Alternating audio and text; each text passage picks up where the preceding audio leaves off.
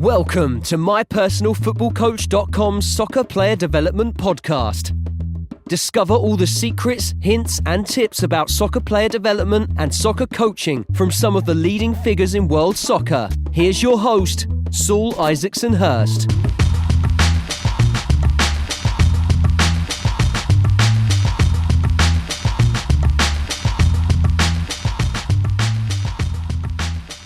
Welcome back to another show. This week we've got a fantastic guest for you. It's Jake Henry, who's the foundation phase lead at Nottingham Forest Football Club. Nottingham Forest, a massive club here in England, won the European Cup a couple of times in the past, but a big club, top club, and also a good track record of developing pros and players into the first team. So Jake tells us about his story, where he's coached at a few clubs, but now he's a foundation phase lead at Nottingham Forest. So gives us a bit of an idea about the great work going on behind the scenes at that top club and some of the innovation and the quality there. So lots of great insight, lots of coaching gold and stuff you can take away for whatever level you're coaching at. So really privileged that Jake agreed to come on the show and share his story and some of that great work going on at that top club. Just want to share with you a cool new little addition we've added to the club partnership now. So now you can add players of the week from your club to the app. So the app has a section where it features player of the week. So players upload their own videos. We feature some of the best videos on the player of the week section. If you're a club partnership, you can now have your own player of the week section where you can feature your own players of the week. So just supports a little bit of engagement, adds a little bit of to the value in terms of engagement. So you can feature your own players on there. You can select them yourselves and have them on there. So obviously, as well as being able to check data, check usage, you can also set players, training plans, specific videos from the app. Anything on the app, you can send them, set them training plans, and they get a notification. So the training week. Really makes it. You can see why clubs like Arsenal, Wolves, West Brom, Middlesbrough, other pro clubs, hundreds of grassroots clubs around the world utilise the My Personal Football Coach app as a world-class online learning portal for their players, their clubs, their parents and their coaches as well. So if you're interested in a demo, just let me know, drop me a message. I can set up a free demo. You can see why My Personal Football Coach is the choice for pro clubs and grassroots clubs all around the world. But without further ado, let's get into the show. So Jake Henry, welcome to the show. Thank you very much. Pleasure to be here. Thank you for having me. Thanks, mate. Can you give us a brief just outline of your playing and coaching journey up to this point? Yeah, of course. So I'd say but from a playing perspective, there's probably not a lot to report, really, if I'm being honest. Loved my football as a kid, but was never really anywhere near the standard of like the top level, the elite. So it was more about enjoyment for me, but absolutely love the sport, love football, love being part of it. And that's where sort of my passion for football grew, really, and found myself growing into more of a coaching sort of feel as I got into my later teens. Started coaching through community projects in schools, things like that, early on in sort of 18, 19, 20. Towards the end of my degree, I did a sports science degree at Leeds Metropolitan University. Towards the end of that, I saw advertised a role with New York Red Bulls in the MLS as part of their academy program. And I was going through my coaching, level 1, level 2, youth modules, things like that at the time. So applied for that. Fortunately, was successful and spent 18 months out in the US working in that program, which was incredible at 21, 22 years old. And then since then, returned back to the UK. Been coaching within academy football ever since, really. So for the last sort of 10 years, I was with Forest on a part-time basis whilst I worked full-time for the FA at St George's Park in a coaching research role, which was really interesting, multifaceted across the whole of football. I joined Rotherham United for 4 years as their lead foundation phase coach after that, and was exposed to the professional development phase and things like that, and helping out with the under 18s and obviously around the wide EP as well. But that my role was the lead foundation phase. And then for the last 2 seasons, I've been back here at Nottingham Forest again, now as the lead foundation phase coach, looking after everything from 6, 7 years old through to the under 12s.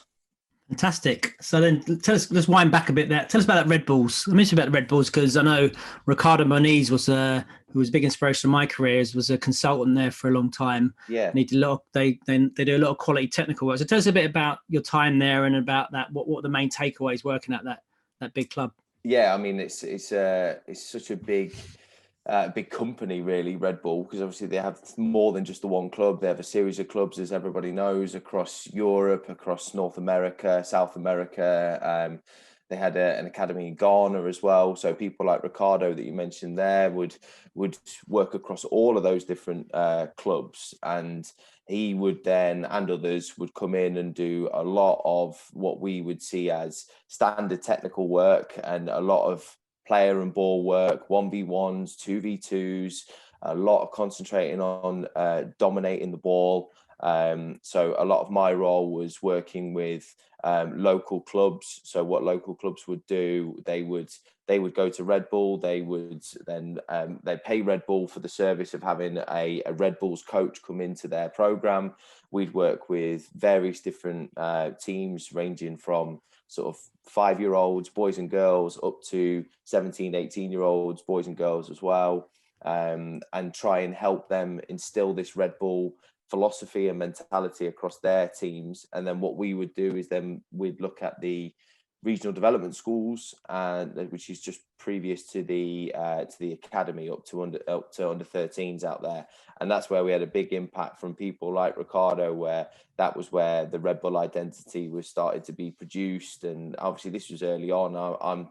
I'm looking back now, that's 2011, 2012. So yeah, quite a long time ago now, but you can start to see now, I would say, across all of their clubs, that identity starting to come to life with all of the amount of youth players they get through in all these various different systems, all these various different countries. So yeah, the heavy technical work was really interesting, and you would like to say that it's starting to bear its fruit now for them as well.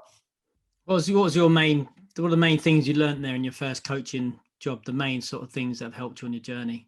I still look back at it now and I think how much of a great opportunity that was working there. We used to do, we had coach development sessions every week. So 3 hours a week, every week, everyone from New York Red Bulls, so from all over New York State, New Jersey State, would travel to one venue, would all be together, and we'd have something. So that, for me, that sort of thirst for knowledge, thirst for learning, I learned that a lot, wanting to take things from different people, wanting to take things from different cultures, different environments. I learned such a big amount of that there with Red Bull, and also that the responsibility really of, like, there you go, there's a club, you've got to make sure that by the end of the season they're in the Red Bull mold. And so that buying into a philosophy and buying into a way of working, which it wasn't, if I'm honest, it wasn't really a negotiation. That's how you work. And so, but that for me was so eye-opening, and it was brilliant because it was really clear, this is the way we want to work. But it gave you that freedom to say, well, actually, by the end of the season, I know I want to get somewhere, so I've got a plan to get myself there. So it was really, really, really interesting to be part of that. And I grew massively in an 18-month period with that club, and look back on that so fondly now. And I definitely wouldn't be coaching where I am if I hadn't have been part of a program like that, I don't think. Yeah, so I reflect. I did 2 years out in New York, New Jersey as well, and I always reflect in terms of having like a full-time coaching position in reality. So coaching every day, and then coaching, like say, from 5 all the way up to 18. That having that experience of different age groups, different abilities day to day. So when I got back to England and to Tottenham, or wherever I was, just could hit the road running. I'd done so many hours on the pitch. Do you think that's important in terms of you just don't really get those opportunities in England that much, do you? Huge, absolutely huge. I completely agree with you. I think that it's so wide ranging there, like you said, the standard that you work with. But the one thing I would say is there's no disparaging comments whether you're working with players who are playing for the love of it or players who are trying to get themselves a professional contract. You're all seen as one. And I think that was really healthy in that environment at that time, and that really helped. And I think that, yeah, I completely agree with you. Working full time planning relentlessly all day, every day, trying to get something together. Like it was something I hadn't done. I'd just come out of university. You read about these things and you try and get yourself around these environments more and more, but until you're actually chucked in at the deep end, really, it's really difficult to know how you're going to deal with that. So yeah, I loved it. I completely agree with you. And so why did you decide to come home? A bit of personal progression, really. I was at the stage where I'd completed my level 2. I'd done the what used to be the first 2 of the youth modules. I really wanted to do my B license because I knew that would then start giving me a bit more of an understanding of the game. It would start developing me as a coach. I was offered opportunities to do the American equivalents. I felt that the UEFA qualifications at the time held more weight than maybe the qualifications in other countries at that time. And so I wanted to do that. I could have traveled back and forwards, but unfortunately the finance of doing that was a little too much at the time. So thought, well, I'll take the gamble of coming back to the UK, knowing that, again, on the qualifications I wasn't going to get a job, definitely not a full-time job. I probably wouldn't even get a part-time coaching job in an elite environment. So I came into Forest and I put myself out there, and I came here on a voluntary basis, and I got myself around the place and got myself around a lot of people, got onto my B license, and I'd like to think it's worked out since then. But that was the main reason really for my progression. I felt that I needed to push myself with those UEFA qualifications at that time. And so you talked about, you mentioned you went in voluntarily, because a lot of people ask me the question, and just general question, how did you get into academy football? So you said you went in voluntarily. How did you do that? How did you connect? How did you do that introduction? What were the first steps and tips for anybody doing that? It's a lot of rejection. It's a lot of letters. It's a lot of emails. It's a lot of phone calls that might not be returned. That's the reality. I think that I tried to get myself as much as I could in a variety of different places. I was fortunate at the time that one of my best friends was within Forest on an internship. So a full-time internship. So he just said, look, my friend's looking for some coaching experience if there's any opportunities. And it went from there, really. I think that building that network, building those connections for people that want to be part of the industry is so important. And if you can just get talking to people, because you don't know where these conversations will lead, not even in the short term, but the long term. I think that having those conversations and making sure that you come across well to these people might just open a door for you. And I was fortunate that that's what happened to me. And it definitely wasn't a short amount of time. I probably did sort of 9 months where I was volunteering, and I was never made to do that. It was something that I wanted to do. I was doing little part-time jobs on the side just to get some money in, but I knew that if I didn't do it, I wouldn't be able to work in football. So it's about not giving up, really, when you get those opportunities as well, I would say. And I'm sure you've been through same sort of situations as well. Absolutely, mate. And so tell us about that first opportunity. What was your first academy? You've gone in there voluntary. What was the first paid gig? Yeah, so when I was in here at Forest, then I was working around the pre-academy and the foundation phase and exposing myself to that. And then at the end of that, I was offered an opportunity to work with the under-7s here at Forest on a part-time basis, so 2 nights a week, coming in, working with them. Off the back of that, I then put myself forward and said, well, if you've got any sessions that need covering with the foundation phase, so the 9s to 12s, then let me know, and I'm happy to hang around and help out. And it sort of snowballed from there, went from the 7s to the 8s, and then an opportunity with the under 11s came up once I'd finished my B license and got that, stayed with those into under 12s before I was fortunate to get my opportunity at Rotherham on a full-time basis. So ended up leaving here for some full-time coaching. So let's talk about that Rotherham opportunity then. How did that come about? Same way as trying to get yourself your voluntary roles, really. A lot of phone calls, a lot of emails, a lot of texts. I saw the role advertised. I put myself forward like I had done for a number of roles really at that point. So it was full time. It was the full time foundation phase lead. That was advertised, was it? Yeah. So it was advertised, yes. So just put myself forward, put my CV in, and to be honest, didn't hear anything for 2 or 3 months, and then got a phone call out of the blue. Was I still interested? They'd not had an opportunity to recruit yet. So did I want to go in for an interview? Yep, no problem. Went for my interview. Actually, as well, didn't get the job. Somebody else was offered the job. They then decided to not take it. So I was then offered the job off the back of that. So it's all things like this that fall into place for you. And without putting yourself out there, you wouldn't get the opportunity. So was it a difficult decision to leave Forest? No disrespect to Rotherham, obviously Forest, you've got those 2 stars on your chest. It's a massive club, even maybe, not at the heights of it used to be. But was it a challenge? Was that pool of full-time football so strong? You thought, tell us about that decision-making process. Yeah, so I was part-time here at Forest. I was working full-time for the FA at the time as well, at St George's Park, and which was a great role. Ultimately, I'd missed that feeling that I was discussing about that I had at New York Red Bulls, where you're on the grass most of the day, you're planning most of the day, it's football focused, and a lot of my role at the FA was very admin heavy, and it was research based, which I had a background in research through my degree, and I really, really enjoyed it. I met so many great people, and I learned so many incredible things. So Dr. Wayne Allison was my manager there, and he taught me so many different things, and I'm really appreciative of that.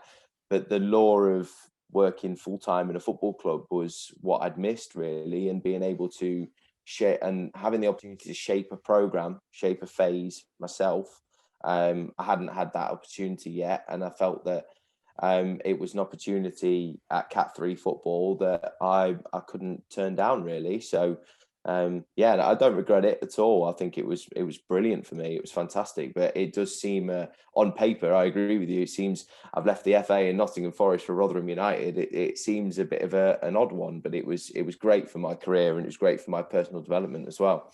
So then tell us about that then. What was your first impressions as you got into Rotherham? What was the contrasts and similarities that you had between Forest and that club? Yeah, I think that there was a difference in the standard of player, of course. I think that the restrictions you have at Category 3 compared to some of the other clubs in this country is quite wide ranging. You get some Cat 3s who are really well financed, really well staffed. We weren't in a bad place, but we were in a place where we could push on and be more of we wanted to be like a top Cat 3 level club, which is what we were looking for. And when I arrived, they had really, really big groups of players, so 20 plus players in each age group, the 9s through to at the time it was the 11s, before I had the 12s there as well. But there was a lot of players there, and I felt, coming from an environment like Nottingham Forest, where we were trying to drive elite players, that we needed to have smaller groups with more coaches, to have more one-to-one, or like we ended up with a ratio of about 1 to 5 players, where we could really make real impacts with those players and really help them develop, and then try and add to that as the years went on.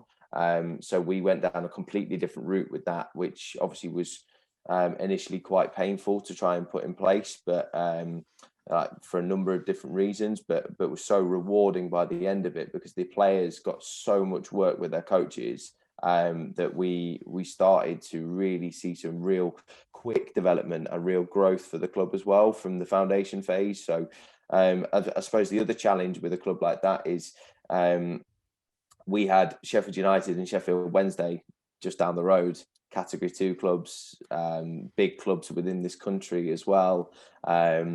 You walk around Rotherham town centre and most people are wearing a Sheffield United or a Sheffield Wednesday shirt. They're not wearing a Rotherham shirt, and the young kids aren't Rotherham United fans. They're one of the Sheffield club fans or a Manchester club or someone like that. So trying to attract the standard of players to that kind of club was a challenge as well. But ultimately our programme showed them why why they should be part of our program, maybe rather than going elsewhere. So I was really proud of that by the end of that. So you mentioned about that, the challenge of implementing and creating, a new program. Tell us a bit about that process then, in terms of what did you do? What did you implement? What was your vision for the foundation phase at Rotherham? So what I really wanted to try and produce, like I said, is a lot of players having a lot of time on the ball and a lot of time with the coaching staff. So over time, what we implemented, we used to have 2 training sessions a week. We added a 3rd training session a week. The 3rd training session on a Monday night was in an indoor. It was actually in a cricket hall, but it was purely technical work. We did nothing else for an hour. Huge speaker, like music blaring. Kids loved it, but they had loads of touches on the ball. We had size 4s, size 3s, size 2s, size 1s, size 2 and 3 futsals. We literally just used to open the bags, chuck them all over the hall, and just say, just get the nearest ball. And then we'd go past someone and we'd nick the ball off them and give them a different one. And it would all be either isolated boy and a ball, or it would be 1v1s, or there'd be sort of semi-opposed practices where they're all moving in the same space. So they've got to recognise where the space is to get themselves out of danger, but they're all on a ball at the same time. So we'd say weak foot only, things like this. So we were really, really, really concentrating on really helping their technical side of their game at that Cat 3 level, and having that specific session really, really helped. And then the other thing we tried to do was we tried to vary up the different training spaces they used. So we were restricted in the amount of space we had.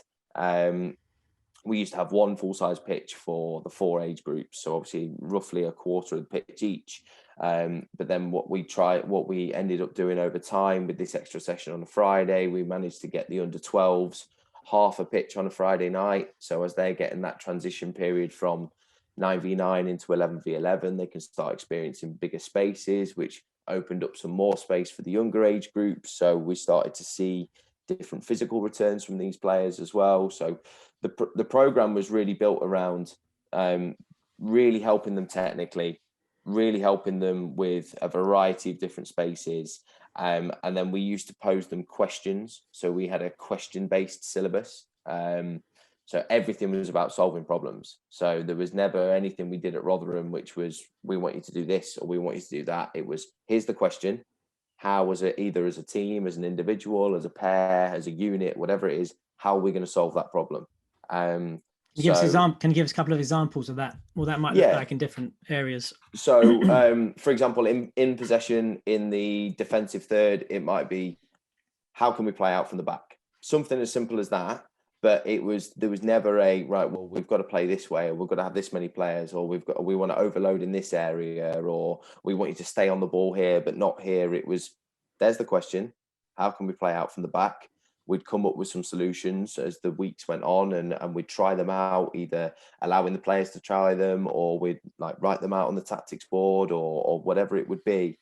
And then we'd have the same out of possession as well. So for example, if we look at the same sort of third, so attacking third out of possession, how do we win the ball high up the pitch? How are we going to do it? Who's going to be the one that does it? How are we going to do it as a group? Do we do it on our own? So the way that looks at 5v5 football compared to 9v9, 11v11 football by the time you reach the end of the foundation phase was obviously very different. But it allowed the players and the coaches, importantly as well, to be creative with how they educated either themselves or the players to be able to solve these problems. And it was just a really good environment to be part of for everyone there, really. What was the main challenges from going from being a part-time academy coach to a lead of a phase? It's I don't think anything really prepares you for it. There's obviously a lot of changes in terms of the responsibility you have for the coaching staff, for the players, for the program. The amount of time you spend speaking to parents is, and people can tell you how much and say, oh, you'll spend a lot of time speaking to parents. And people don't realize until you're actually doing it when you're your wife's looking at you at 11 o'clock at night because you're texting someone because their son's got the wrong socks, and you've got to make sure they've got the right socks for the next morning, and things like that. It is never ending, to be perfectly honest, being a lead phase. And that's not a complaint. I love it. But the main differences are, as a part-time coach, you can properly concentrate on your session and your group, and you can if you really want to, you can really focus on what you're doing. As a lead phase, you need to have your finger in every pie with every age group, with every player. There's so many different stories I mean, as we know now, a lot of players will might have parents who aren't together, so they might have 2 or 3 family units. Then you've got the grandparents off the back of that, and then you've got coaches who are in similar situations as well, and you've got to be mindful of all these different life experiences all these people have. It's far bigger than probably anyone prepares you for as a part-time member of staff before you get that full-time role. And that was going to be my next question as well, because you talked about, planning each day and being on the grass every day. That's what you missed. Do you miss an element of that because you're lead phase and you have to handle all the other parts of the admin and the relationships and all that sort of thing? Definitely.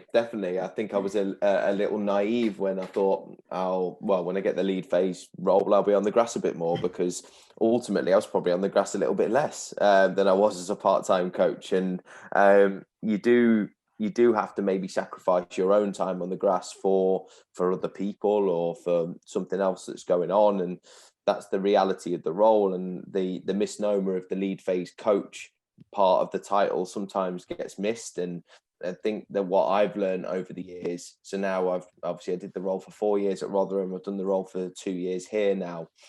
What I've learned is that I need to make sure that I plan to make sure that I'm coaching as well, because I feel like it's really important that the lead phase coach is out on the grass coaching regularly, because how can we all sit in a room and say that we want to work in a certain way or have opinion on players and things like that if we're not the ones out there coaching them? So I've got a lot better at doing that for myself over the last few years. So how did that work at Rotherham then? How much did you take a team, or did you float? How did that work in practice? I tended to float a lot more at Rotherham, and then what I would do is towards the end of my time there, I'd attach myself to the under 12s, because they're the oldest age group obviously within the phase, just before we passed them on to the YDP. So but yeah, I would tend to float. We had a system in place as well at Rotherham for a while where we used to rotate the coaches round. So we would say, right, well, you're going to do 6 weeks with the under 9s, 6 with the under 10s, 6 with the under 11s, 6 with the under 12s. And I would include myself in that rotation as well, so that when it came to the end of the season, I'd coached all of those players as well. So I had to try and put things like that in place to ensure that I got my time on the grass as much as all the other coaches did as well. So, and what was the thought process behind rotating each coach every six weeks to each team? Few different things really. It was I felt it was really important for the coaches. Good challenge for the coaches, where some coaches might feel really comfortable coaching 5v5, 7v7 football, for example, but haven't had much exposure to 9v9 or 11v11. So that gave them that opportunity. Likewise, when you've got used to coaching 9v9 or 11v11, it might be important to say, right, well, where are these players coming from, so that you can start understanding what players have we got coming back through the system later on as well.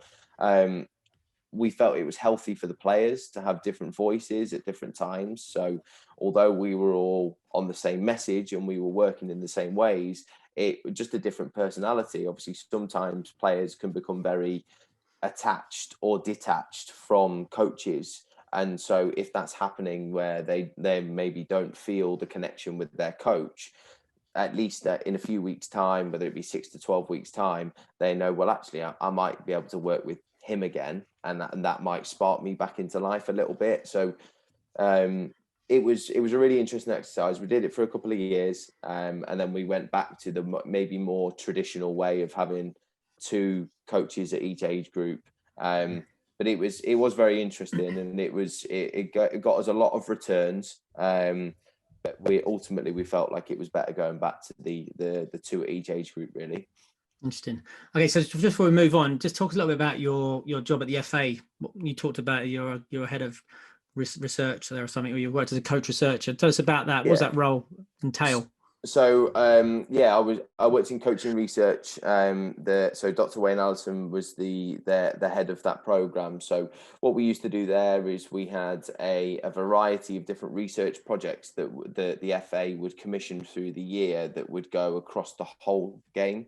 So whether that be grassroots, men's senior football, women's senior football, boys, girls, whatever it would be, disability, sport, things like that. What we'd look into is a certain area of coaching. So I would say that maybe one of the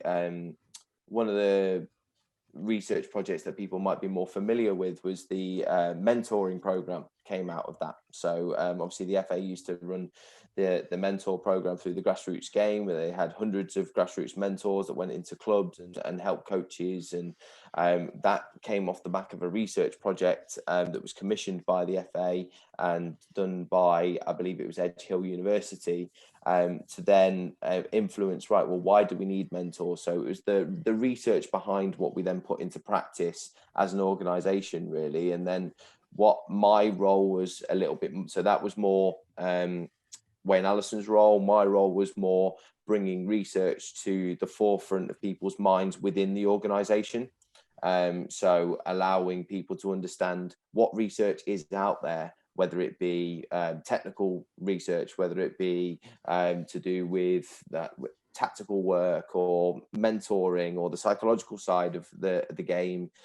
It was, can we bring research and put it into practice in a variety of different ways through the education department? That was more my role, trying to help people know where that is and actually have it to hand, which was great. Like I say, I worked with so many different people, so many different parts of the game. I mean, as everybody's aware, the FA is such a big organisation that you can be doing something completely different day to day. And I thoroughly enjoyed it. And St George's Park is a fantastic place to be every day. What a great high performance centre that is.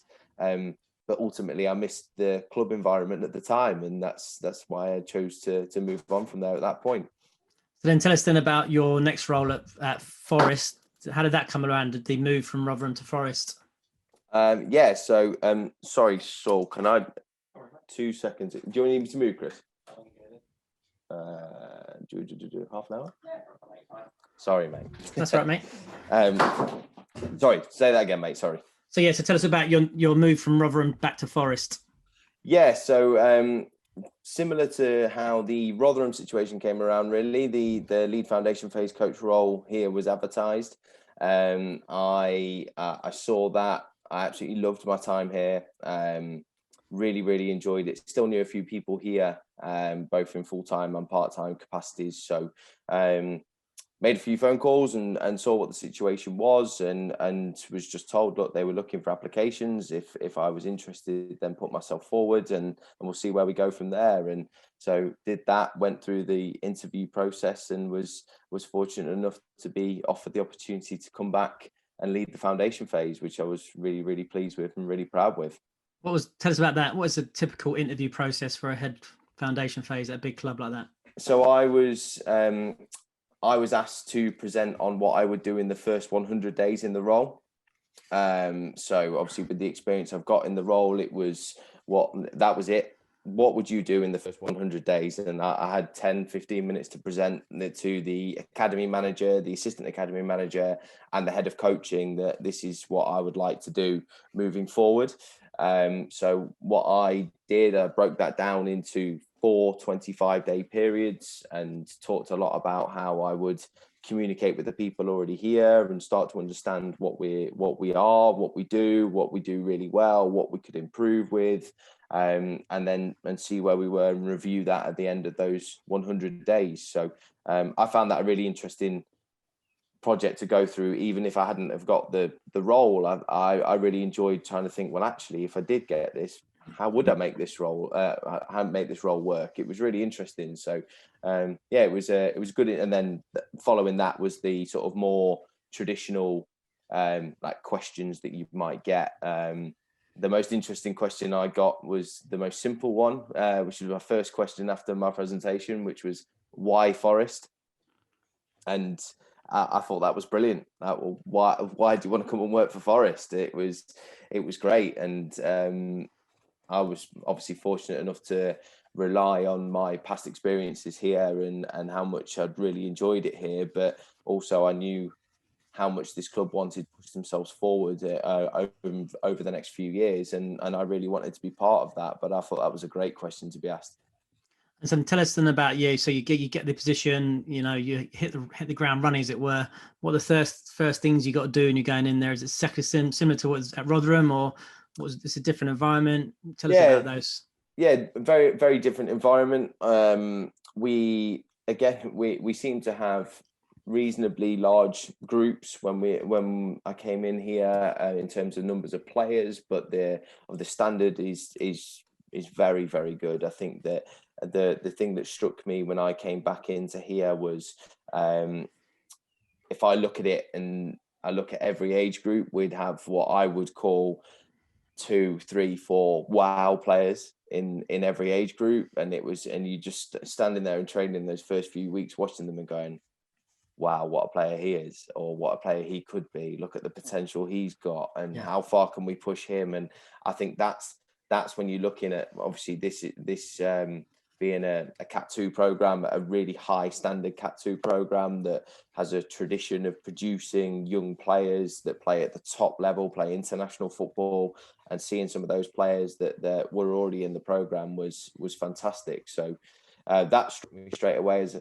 when I came in, and then the process was similar. There was a really good technical program that was in place here, fantastic technical program that the foundation phase was based around. So that was great to have that to be able to work with. And then what we've tried to do over the last couple of years is add in a bit more of the game around that. So what we call the moments of the game. So attacking, transition to defending, and transition to attack. So we tried to add those in a more age-appropriate way through the foundation phase to complement the technical program that was already here. Tell us a bit about the technical program first. What does it look like? So we have 8 parts of our technical program here. So what we do is we concentrate on that during different times of the week. So for example, we would, on a Monday night, that's our technical night within the foundation phase.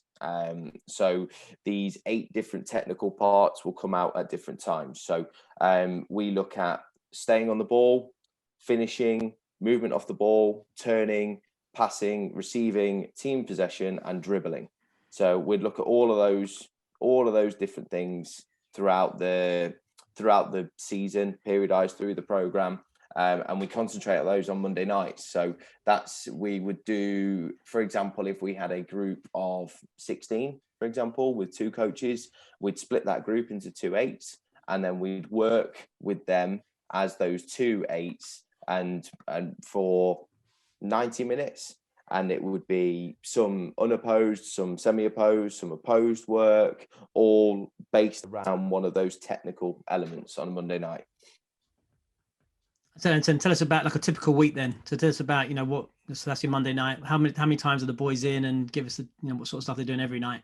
Yeah, so the boys are in 3 times a week for training. So usually Monday, Wednesday, Friday through from 9s through to under 12s. As each night has a slightly different focus. As I say, Monday is a technical night. Wednesday is our moment of the game focus that I mentioned a moment ago. And then Friday nights, we concentrate on what we call our identity here at Forest. So that's more game-based work. That's more what we try and do is we incorporate the technical syllabus focus and the moment of the game syllabus focus into one session. So we try and marry the technical moments and the moments of the game up together to make sure that they either complement or really severely contrast each other, so that then we can put them into a identity session, which is about how we like to play at Nottingham Forest, both as individuals or small units, or as a team. So yeah, that's a typical week for us. With obviously our games will then be on a Sunday as well. So give us so Wednesday night is your moments night. Give us a typical session, what that looks like. So we'll might create some sort of scenario where with constraints-based games, things like that, where we're trying to bring out a specific moment of the game and use our language that we'd like to bring to life. So for example, if we're attacking, then we like to look after the ball. We have preferential ways that we like to play. So if we're attacking, we like to be what we call a probing team. So that's possession based, move the ball quickly, high ball speed, high tempo, high technical quality, to create spaces for people to either get on the ball in pockets to space, or we're able to penetrate space and hurt space in behind to create goal scoring opportunities. So we'd use those kinds of languages in and around our sessions. So they might be smaller sessions that will then open out into what you traditionally call, I suppose, like a phase of play or a functional practice, or it might be a small-sided game, something like that, where the real focus is on, well, we're in this moment of the game, or we try and manipulate it to say, well, this moment is going to come out, so here's what we're going to get out of it. So Wednesday nights are really good fun for the boys. And so then the Friday night gives a typical Friday night session then, in terms of, I guess all the coaches, they want to know the juicy details, gives the drills or the practices, the session design. So Friday night, like I said, we try and combine both. So let's say we'll stick on that attacking theme, and let's say we were working on passing for our technical work on the Monday as well. So we might start Friday session with a technical passing practice. A technical passing practice where the boys have to make some sort of cognitive decision. So rather than us say, well, A starts on the ball, passes to B, passes to C, the ball comes back to A, and so on, it might be, well, A's on the ball and A has 5 different decisions. Which decision do they make? Do they make the decision based on the weight of pass that they receive, the angle of pass they receive, where their first touch goes, can they play it first time? What technique of pass do they want to use, depending on the distance, depending on whether there's other people filling the spaces in front of them as well. So we'd probably start on a Friday night with a practice like that. Then we'd move on to a practice that would incorporate that probing element, so the attacking side of us. So that would be obviously possession based, but then what we try and do is incorporate those passes that they've just been working on, those passing techniques, into the more game based practice. And then we would, after that, our session design for identity is we'd play a game. And even with the younger ones, we would have, for example, we'd have the 5 lanes on the pitch, numbered 1 to 5 from left to right, and we'd work in the thirds, the defending third, midfield third, attacking third. So we might set a pitch out with those markings out on the pitch. And then what we would do is, throughout the game, we might stop the game, or we might set the teams different challenges based on using those markings to bring out how we would play. So if we're a probing team, if we're in that moment, we want to fill all 5 lanes on the pitch. So if there's an opportunity where the coach sees, well, the ball comes into somebody in lane 3 in the middle of the pitch, for example, but he doesn't have anybody in lane 1 and 5 in a wide area, he'd be able to stop that and say, right, we'll use the references that you've got, open the pitch out. Can we make it as big as possible? Gives us the opportunity to probe in different ways. And then he'd talk about, well, how can we link your passing techniques into this that you've been working on this week? So if you're working on a longer pass, so it might be a laces pass, here we try and refer to those different techniques with elite level players. So a driven pass with the laces, for example, for us is a Tony Cruz. So we'd say, well, traveling that kind of distance, would you need to use your cruise pass to find that, or could you find it in a different way? So we try on Friday nights to link everything together into one. This is what Nottingham Forest are in one 90-minute to 120-minute session. Interesting. And then is there any day release program in the foundation phase? Yeah, our under 12s, once they reach secondary school, they come out of school twice a week, 2 afternoons a week, and they come out with the under 13s at the same time. So that gives them that stretch, that challenge to come in and train with the older boys as well. So yeah, that's 2 afternoons a week. They do that. So what afternoons they come in? So they'll come in on a Wednesday and a Friday. So they'll Okay. come in, they'll train during the afternoon, do their education. As part of that, they'll then have a gym program. They'll do, they'll also have they'll have a gym program in the afternoon and the evening. So they'll do 2 lots of athletic development, and then they'll train again in the evening. So a typical day release day for them would be they'd arrive here with us around 1:30, and then they'd leave around 9 o'clock at night. Interesting. And tell us a bit about like the planning process. So you and your team of coaches, you talked about the different moments in the game, different technical areas. How do you work? Do you work with like from a syllabus or, a technical and tactical cycle? How does that work? Yeah, so we plan all that at the start of the season. So at the start of the season, we'll plan our syllabus, marry everything up all the way through from what would be August through to May, June time at the end of the season. And the coaches are given that at the start of the season. So they're able to then work and think, right, well, if I'm working on passing now, when's the next time I'm looking at passing, or when's the next time I'm looking at attacking or defending, whatever it would be. So they can plan throughout the whole season.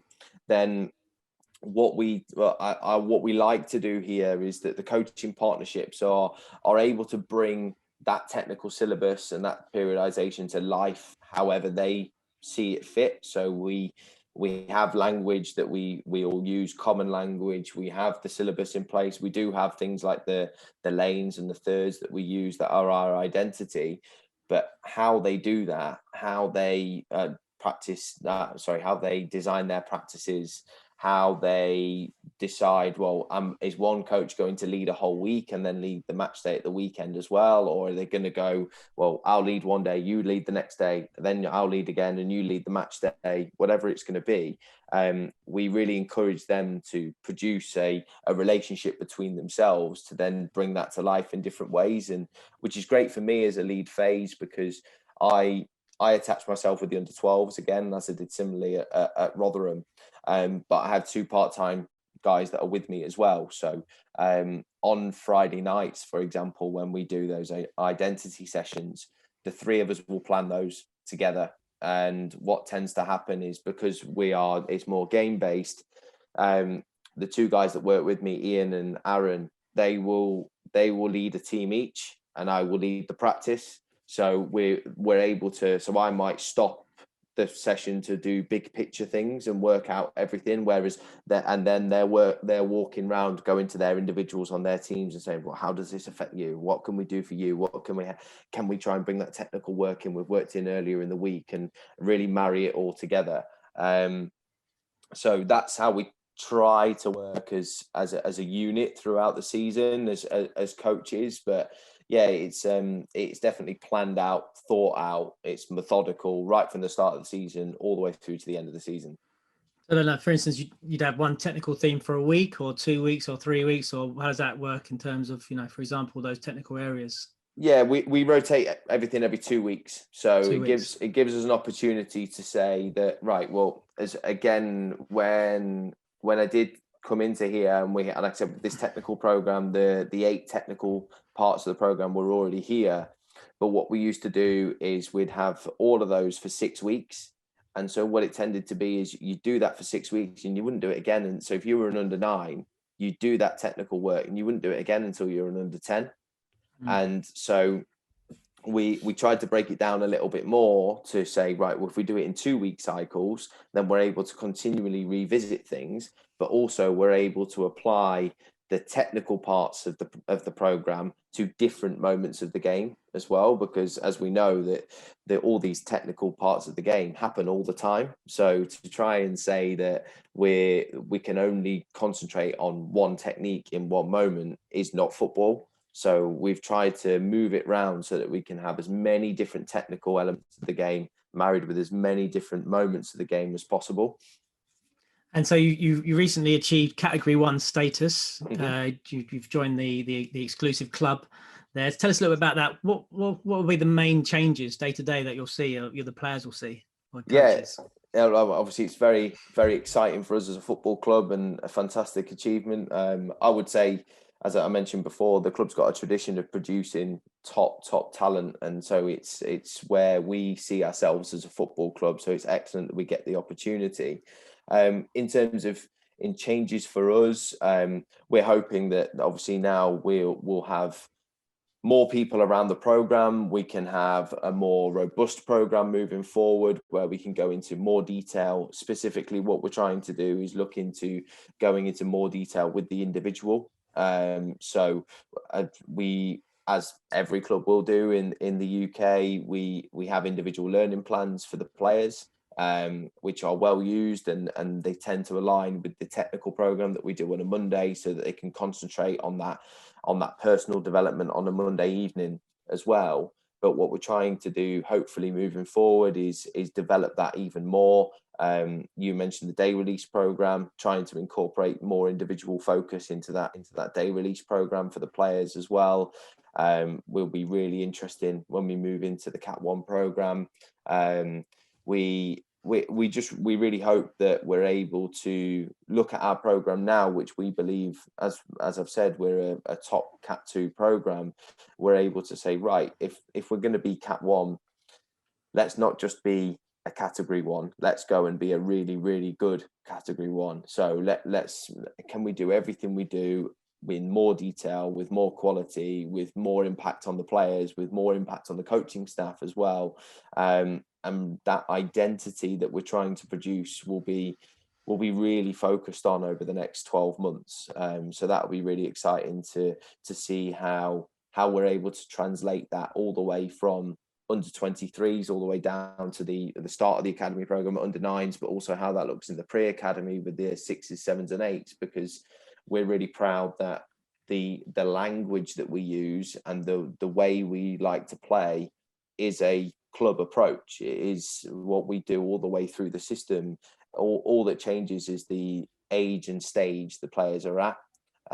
So if we watched our under 23s, we'd be able to hear and see the elements of our program that we have in the foundation phase.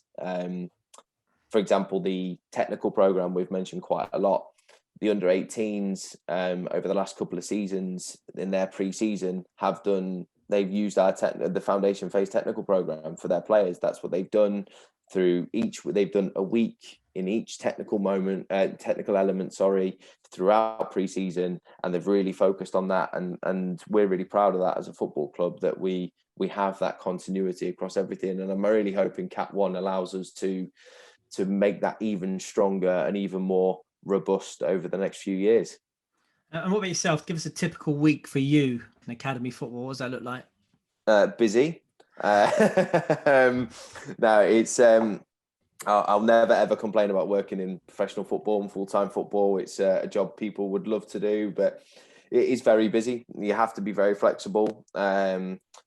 Largely for myself, I'll try and take one day off in the week. So usually I'd be off on a Thursday, because we don't have any of the 9s to 12s in on a Thursday. Although we do have the pre-academy program in. So our assistant foundation phase and lead pre-academy coach, who's full-time, he looks after that on those days. During the days, Monday, Tuesday, Wednesday, Friday, we're great here at this football club that if I come in the morning at 9 o'clock, everyone says, "Morning, Jake." If I come in at 2 o'clock in the afternoon, everyone just goes, "Afternoon, Jake." There's no, you've got to be in by a certain time, you've got to work, you've got to do this. So long as we're achieving what we need to achieve and we're doing our work and we're where we need to be when we definitely need to be there, there's no definitive time. But for us, training nights, because we split our training nights with the foundation phase to give, again, a little bit like I was talking about with Rotherham, give players more space so we can have more age and stage appropriate areas to work in. Our under 12s train later in the evenings now. So our under 12s don't finish training until 9 o'clock at night at the moment. So they'll come in, usually they'd come in for 6 o'clock, and they do a 40-minute analysis session So on a Wednesday, that would usually be a post-match analysis session from the weekend using their footage, which will be aligned with our syllabus focus for that period as well. And then they'll do a 40-minute gym session as well, athletic development session, either out on the pitch or in the gym, depending again on that's again focused and aligned with the football syllabus. So if we're working on defending, for example, the players might do a lot of change of direction stuff, or they might do a lot of explosive like jumping work and things like that. A lot of strength, that upper body strength based things. It's all aligned with our football program, and then they go out and train for 90 minutes after that from 7:30 until 9. So and then whilst all that's going on, we've got the 9s, 10s and 11s training as well. So I'm trying to get myself around that and then get myself out for the 12s training. So yeah, busy weeks, and then weekends will depend on what we're doing. It will depend on whether we're part of tournaments, whether we're in, we've entered a few leagues to try and increase the competitiveness for our players over the last few years. Obviously, the Premier League games program runs on a Sunday as well. So we'll be part of that every week, and that will depend on who we're playing as to how we play and what different players play in different games and things like that. So there's a lot going on every single week, and I'm sure my wife would be the first to say when I tell you that I get a day off in the week that that's not always true at all. And what about yourself? What are your aspirations in the game? What are your targets? Yeah, I mean, it's an interesting question, and it's I think that over the last few years, I've opened myself up to different things, and I've opened my mind to different things. I think that if you'd have asked me this question probably 5 years ago, I'd have said that I definitely want to be coaching a full-time group, so an under 18s or an under 23s or something like that, working 11v11 football. I think that being part of this current Cat 1 process that we've gone through, I've been fortunate to look at a lot more of like the strategic side of things and the syllabus periodization and our identity that I've discussed a lot and things like that. So that side of developing that for the football club or developing coaches as well is something that's interesting me more and more. I would say I'm at a point in my career where I don't really know the answer to your question at the moment, and I'm really open to what opportunities might be afforded to me. But I'm really passionate about ensuring that I work in an elite environment, developing elite players, developing elite coaches, and that's where my real passion lies. That working at the as high a level in whatever age and stage that is that I possibly can. Do you think? I mean, that's the question. Is it just? Would you see yourself remaining in the foundation phase, or would you aspire to work in the YDP, the manager of that, or you just see where the road takes you? Yeah, I think see where the road takes me. I love what I do working with younger players, and I say I've been full time within this phase for 6 years now. I think that I still challenge myself within our environment with the 11v11 game. So, for example, I take the under 14s one session a week here.